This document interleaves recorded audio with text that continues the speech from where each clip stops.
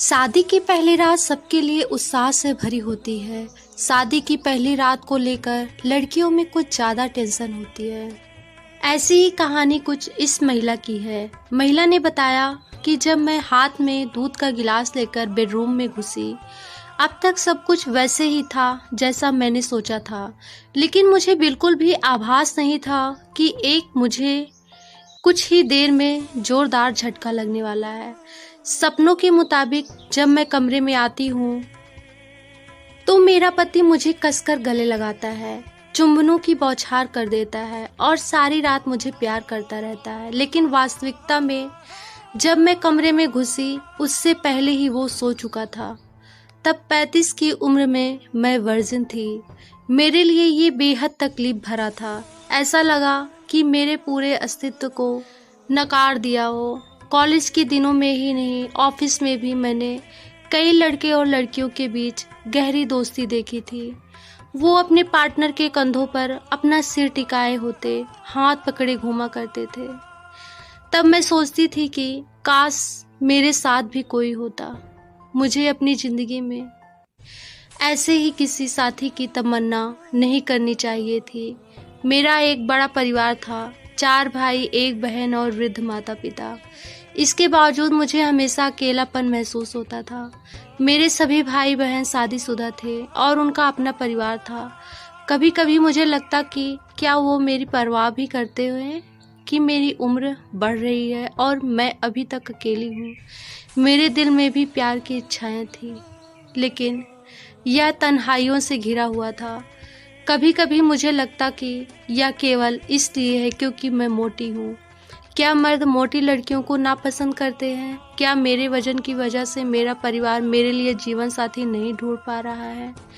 क्या मैं हमेशा अकेली ही रहूंगी? ये सवाल हमेशा ही मेरे मन में घूमते रहते। आखिरकार जब मैं 35 साल की हुई तो किसी तरह एक 40 वर्षीय आदमी मुझसे शादी करने के लिए सामने आया। उससे मिलने के दौरान मैंने उन्हें अपनी भावनाओं के विषय में बताया, लेकिन उन्होंने कभी इस पर ध्यान नहीं दिया और ना ही इसका कोई जवाब दिया। वो थोड़े परेशान दिखे। वो नीचे की ओर देखते हुए चुपचाप बैठ गए और केवल अपना सिर हिलाते रहे। मैंने सोचा कि आजकल महिलाओं से ज़्यादा पुरुष शर्मीले होते हैं और मेरे होने वाले पति भी कोई अपवाद नहीं है। शायद इसलिए उन्होंने कोई जवाब नहीं दिया। लेकिन शादी की रात हुई, उस चीज़ ने मुझे उलझन में डाल दिया। मुझे नहीं पता कि उसने ऐसा क्यों किया। जब अगली सुबह मैंने उनसे पूछा तो उन्होंने कहा कि वो ठीक नहीं थे। लेकिन आगे भी कुछ नहीं बदला। हमारी दूसरी, तीसरी और कई रातें ऐसी ही बीती। मैंने जब अपनी सास को यह बताया तो उन्होंने भी मेरे पति का बचाव किया। उन्होंने कहा वह शर्मीले हैं, उससे बचपन से ही लड़कियों से बात करने में झिझक रही है। उसने लड़कों के स्कूल में पढ़ाई की है। उसकी ना तो कोई बहन है और ना ही कोई महिला मित्र। हालांकि इस बात से मुझे अस्थायी राहत तो मिली, लेकिन मैं इस विषय में सोचना बंद नहीं कर सकी। मेरी इच्छाएं दिन पे दिन टूट रही थी। मेरी बेचैनी का एकमात्र कारण सेक्स नहीं था। वो शायद ही मुझसे बात करते थे। मुझे लगता कि हमेशा मेरी उपेक्षा हो रही है। वो मुझसे दूर भागते। छूना पकड़ना तो दूर की बात थी। अगर कोई औरत अपने पहने हुए कपड़े भी ठीक करती है तो मर्द उसे ऐसा करते हुए देखने की कोशिश करता है। लेकिन अगर मैं कभी रात को पूरी तरह से अपने कपड़े उतार भी देती तो भी मेरे पति उदासीन बने रहते। क्या मेरा वजन उनके इस व्यवहार का कारण है? क्या उन्होंने मुझसे किसी दबाव में शादी की है? मुझे नहीं मालूम था कि ये सब बातें किससे शेयर करूं। मैं अपने परिवार से बात नहीं कर सकती थी क्योंकि सब यही सोचते कि मैं बहुत खुश हूँ। लेकिन मेरे सब्र का बांध टूट रहा था। मुझे इसका हल ढूंढने की ज़रूरत थी। आमतौर पर छुट्टियों वाले दिन भी वो घर पर नहीं रहते थे। वो या तो अपने किसी मित्र के घर जाते या अपने माता पिता को बाहर ले जाते थे। संयोग से उस दिन वो घर पर ही रहे। मैं कमरे में घुसी और अंदर से दरवाज़ा बंद कर दिया। वो बहुत तेज़ी से अपने बिस्तर से उठे, मानो कूद गए हों।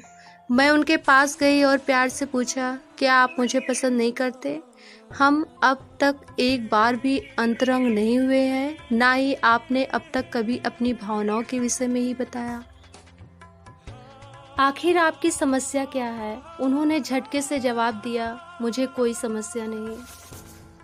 जब उन्होंने यह कहा तो मैंने सोचा कि यह मौका है उनके करीब जाने और अपनी तरफ उन्हें आकर्षित करने का। मैंने उनसे शारीरिक छेड़छाड़ शुरू की। मैंने सोचा कि इससे उन पर कोई असर होगा, लेकिन उन पर कोई असर हो नहीं रहा था। उनमें उत्तेजना का कोई भाव भी नहीं दिख रहा था। मुझे नहीं पता था कि किससे इस बारे में पूछना चाहिए, लेकिन यह बात मुझे परेशान करती थी कि जैसे किसी स्त्री की सुंदरता के बारे में पुरुष आकलन करते हैं, मैं क्यों अपने पति के शारीरिक गुणों का आकलन नहीं कर सकती? अगर मुझे उनसे कुछ उम्मीदें हैं तो ये गलत क्यों है? फिर मुझे एक दिन ये पता चला कि वो नपुंसक थे और डॉक्टर ने हमारी शादी से पहले ही इसकी पुष्टि कर दी थी। वो और उनके माता पिता सब कुछ जानते थे, लेकिन मुझे अंधेरे में रखकर मुझसे धोखा किया गया। मुझे सच्चाई का पता चल गया तो उन्हें शर्मिंदगी महसूस हुई। फिर भी उन्होंने अपनी गलती कभी स्वीकार नहीं की। समाज हमेशा महिलाओं की छोटी से छोटी गलती को बढ़ा चढ़ाकर पेश करता है, लेकिन अगर किसी मर्द की कोई गलती हो तो भी उंगलियां महिलाओं की ओर ही उठती हैं। मेरे रिश्तेदार ने मुझे सलाह दी, सेक्स ही जीवन में सब कुछ नहीं है, तुम बच्चा गोद लेने का विचार क्यों नहीं करते? मेरे ससुराल वालों ने मुझसे विनती की, अगर लोगों को सच्चाई पता चल जाएगी तो ये हम सभी के लिए बहुत शर्मिंदगी की बात होगी। मेरे परिवार ने मुझसे कहा, यह तुम्हारा भाग्य है, लेकिन इस दौरान मेरे पति ने जो कहा उससे मुझे बेहद ठेस पहुंची। उन्होंने कहा, तुम्हें जो अच्छा लगता है वो करो, किसी और के साथ सो सकती हो, मैं तुम्हें परेशान नहीं करूंगा और ना ही किसी को इसके बारे में बताऊंगा। अगर उससे तुम्हें बच्चा हो जाए तो मैं उसे अपना नाम देने के लिए तैयार हूँ। किसी भी औरत को अपने पति के ऐसे विचारों को नहीं सुनना चाहिए। वो बेईमान था और वह खुद के और अपने परिवार के सम्मान को बचाने के लिए ऐसा कह रहा था। वो मेरे पैरों पर गिरकर रोने लगा और कहा, प्लीज़ इसे किसी को मत बताना और ना ही मुझे तलाक देना। उसने जो सुझाया वो मैं सोच भी नहीं सकती थी। अब मेरे पास केवल एक ही विकल्प था, या तो मैं उसे छोड़ दूँ या उसे अपना जीवन साथी मानकर अपनी इच्छाओं का त्याग कर दूं। अंत में मेरी भावनाओं की जीत हुई। मैंने अपने उस तथाकथित पति का घर छोड़ दिया। मेरे माता पिता ने मुझे स्वीकार नहीं किया। अपने दोस्तों की मदद से मैं एक लेडीज हॉस्टल में चली गई। जल्दी ही मुझे एक नौकरी मिल गई। धीरे धीरे ही सही मेरा जीवन पटरी पर आने लगा और मैंने कोर्ट में तलाक की अर्जी डाल दी। मेरे पति और उनके परिवार वालों ने बेशर्मी दिखाई। उन्होंने सच्चाई को छुपाते हुए शादी टूटने की आड़ में मुझ पर ही शादी के बाद संबंध बनाने का आरोप मढ़ दिया।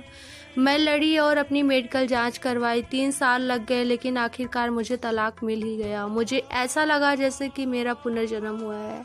आज मैं 40 की हो गई हूँ और अब भी वर्जिन हूँ। इस दौरान मुझसे कई मर्दों ने संपर्क किया। वो सोचते थे कि मैंने अपने पति को इसलिए छोड़ा क्योंकि उनसे मुझे यौन संबंध में संतुष्टि नहीं मिलती थी और वे मुझसे वो सब करना चाहते थे।